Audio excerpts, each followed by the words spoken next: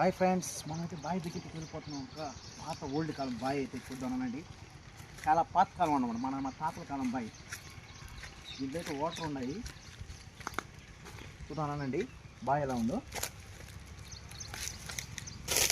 బావి చూపించు ఫ్రెండ్స్, చూడండి చాలా పాతకాలమైన బావి.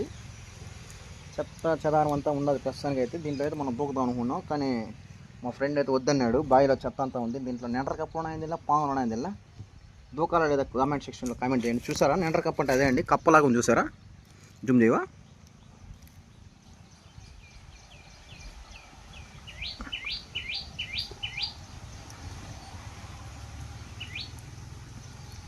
బ్లూ కలర్లో ఉంది చూసారా, ఇక్కడ రాది.